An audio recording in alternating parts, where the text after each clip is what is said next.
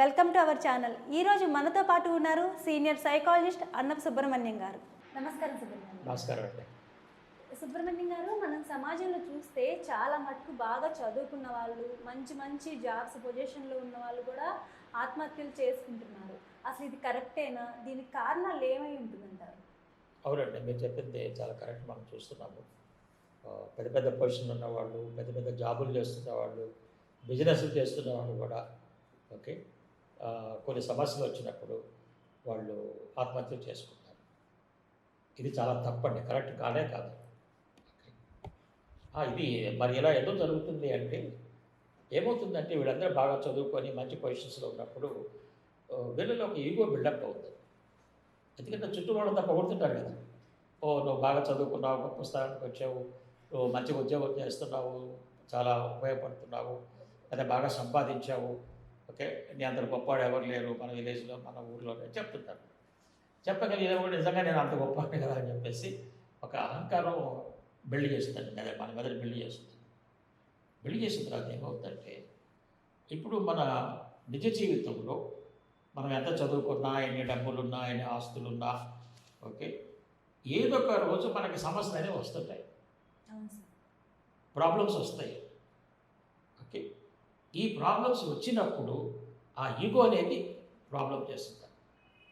అంటే వీళ్ళు ఏమనుకుంటున్నారు, ఇక నాకు డబ్బులు ఉన్నాయి కాబట్టి ఇక నేను పర్ఫెక్ట్, నాకేం రాదు, నేనే గొప్పవాడు అన్నట్టుగా ఫీల్ అవుతున్నారు. అది కరెక్ట్ కాదండి. వాస్తవం, రియాలిటీ వాస్తవం ఏంటంటే, ప్రతి మనిషికి మీకు ఎంత డిగ్రీలు ఉన్నా, ఎంత చదువు ఉన్నా, ఎంత డబ్బులు ఉన్నా, లైఫ్లో కష్టాలు ఉంటాయి, సుఖాలు ఉంటాయి, ప్రాబ్లమ్స్ వస్తాయి. అదేందా మీకు ఫేవరబుల్ సిచ్యుయేషన్స్ వస్తాయి, అన్ఫేవరబుల్ సిచ్యుయేషన్స్ వస్తాయి. అంటే మీకు అనుకూలమైన పరిస్థితులు వస్తాయి, కొన్నిసార్లు ప్రతికూలమైన పరిస్థితులు వస్తాయి. అలా చూస్తున్నాం కదా, పెద్ద పెద్ద హీరోలు కూడా ఒక 2 పిక్చర్లు హిట్ అయిన తర్వాత నేను గొప్ప అనుకుంటాడు, తర్వాత 2-3 పిక్చర్స్ ఫ్లాప్ అవ్వడం ఏమవుతుంది చెప్పండి, మొత్తం ఇక మొత్తం రిటైర్ అయిపోతుంది. సో అందుకని ఈ పెద్ద పెద్ద వాళ్ళు కూడా ఈ ఫెయిల్యూర్స్ని తట్టుకోలేకపోతున్నారు, సమస్యలను సాల్వ్ చేయలేకపోతున్నారు. ఎందుకు చేయలేకపోతున్నారంటే వాళ్ళకి ఎవరు కూడా రియాలిటీ నేర్పల, వాస్తవం నేర్పలేదు. నేను ఒక పెద్ద హై పొజిషన్ అతనికి కౌన్సిలింగ్ ఇచ్చాను. అతను మంచి వెరీ ఇంటెలిజెంట్ పర్సన్, బాగా పనిచేసే మనిషి, ఆయన ఏమీ లేజీగా చేసే మంచి బాగా పనిచేసే మనిషిని, ఎటువంటి కరప్షన్ కానీ ఎటువంటి లేకుండా వెరీ సిన్సియర్ ఆనెస్ట్గా పనిచేసి సూపర్ పెర్ఫార్మెన్స్. సరే ఇతను ఒకసారి వేరే జాబ్లోకి వెళ్ళాడు. వెళ్ళినప్పుడు ఆ జాబ్ వచ్చి కొంచెం కాంప్లికేటెడ్గా ఉంది, ఇక్కడ చేసిన జాబ్కి అక్కడ కొంచెం తేడా వచ్చింది. అతను హ్యాండిల్ చేయలేకపోయాడు. ఇప్పుడు హ్యాండిల్ చేయలేకపోతే ఇప్పుడు ఆ ప్రాజెక్ట్ ఫెయిల్ అవుతుంది కదా. ప్రాజెక్ట్ ఫెయిల్ అయితే అందరూ ఏమనుకుంటారు, ఈ క్యాండిడేట్ ఎంతమంది ఇట్లా చేసి ఇట్లా అయిపోయాడు ఓకే అని చెప్పేసి కొంచెం డిప్రెషన్కి వెళ్ళిపోయాడు. అదే టైంలో ఇంట్లో ఫ్యామిలీ ప్రాబ్లమ్స్ వచ్చాయి. సో ఆ ప్రాబ్లమ్స్ ఈ ప్రాబ్లమ్స్ ఎక్కువైపోయి బతకడం ఎందుకు వేస్ట్ కదా, ఆ సూసైడల్ థాట్స్ డామినేట్ చేశారు. Highly educated person, super intelligent person.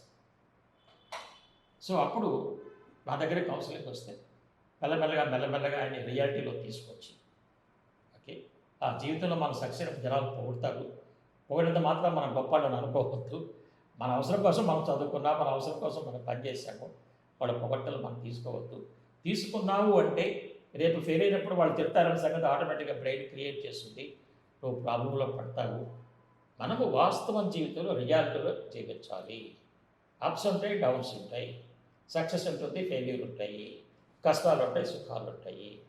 In fact ఇంకేం చెప్పానంటే, అసలు మన నాలెడ్జి, మన చదువు, మన అనుభవం ఇవన్నీ కూడా మనిషికి కష్టాలు వచ్చినప్పుడు గట్టిగా నిలబట్టాలి, అంతేకాని సూసైడ్ చేసుకోవటానికి కాదు.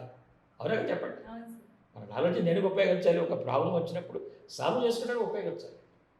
ఇవన్నీ చెప్పి తనకి బాగా రెగ్యులర్గా కౌన్సిలింగ్ ఇస్తే ఆ సూసైడ్ థాట్స్ వచ్చి మళ్ళీ బయటకు వచ్చాడండి. చక్కగా ప్రాజెక్ట్ కంప్లీట్ చేశాడు, వాళ్ళ మంచి ప్రమోషన్ వచ్చింది, మళ్ళీ ఆ ప్లాన్లో ఉన్నాడు. అదే మరి అతను కనుక ఆ ప్రాబ్లం తట్టుగా సూసైడ్ చేసుకుంటే మరి ఇప్పుడు ఈ గొప్ప స్థానం ఉండేదా? ఉండేది కాదు కదా. కాబట్టి నేనేం చెప్తానంటే, మీకు ఎప్పుడైనా సరే ఇలాంటి సూసైడల్ థాట్స్ వస్తే, మాలాంటి వాళ్ళ దగ్గరకు వస్తే మిమ్మల్ని బాగా స్టడీ చేసి మీకు సూసైడ్ చేసుకోవాల్సిన అవసరము లేదు అన్నంత వరకు మేము కౌన్సిలింగ్ ఇస్తాం.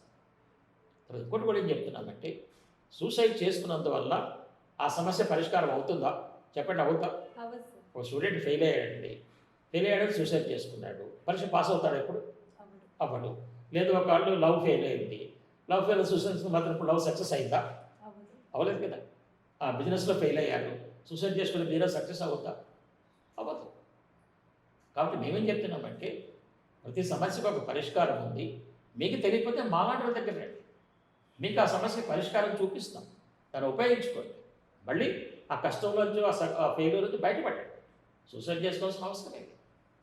కాబట్టి తెలుసుకోవాల్సింది ఏంటంటే ఏ వ్యక్తి కూడా ఎలాంటి పరిస్థితుల్లో అయినా, ఎలాంటి కష్టాల్లో అయినా, ఎలాంటి నష్టాల్లో అయినా, ఎలాంటి బాణాల్లో అయినా సరే సూసైడ్ చేసుకోవాల్సిన అవసరం లేనే లేదు.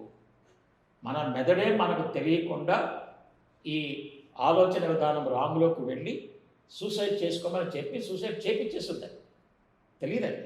అందుకని మేమేం చెప్తామంటే సూసైడల్ థాట్స్ ఎవరికైతే వస్తాయో వెంటనే వాళ్ళు ఆలస్యం చెప్పడం మా దగ్గర తీసుకురావాలి. తీసుకొస్తే దాన్ని స్టెప్ బై స్టెప్ మెల్లగా ఆలోచన తీసేస్తాం. మీరు తీసుకురాలేదనుకోండి, మరి వాళ్ళు ఎప్పుడు సూసైడ్ చేస్తున్నారో ఎవరికి తెలియదు. అన్ప్రెడిక్టబుల్ బిహేవియర్ అంటారు. కాబట్టి ఎవ్వరూ సూసైడ్ చేసుకోవాల్సిన అవసరం లేదు. మీకు అటువంటి ఆలోచన కనుక వస్తుంటే, థాట్స్ వస్తుంటే వెంటనే మాలాంటి సీనియర్ సైకాలజిస్ట్కి వస్తే మేము చక్కగా స్టడీ చేసి వాటి నుంచి ఎలా బయటపడాలో, ఈ సూసైడ్ చేసుకునే అవసరం ఎలా లేదో చక్కగా నేర్పుతాము. జీవితంలో సూసైడ్ చేసుకోవాల్సిన అవసరం లేదండి, ఎవ్వరికి లేదు. చాలా చక్కగా చెప్పారు సార్. Thank you. ఓకే అండి, థ్యాంక్ యూ వెరీ మచ్.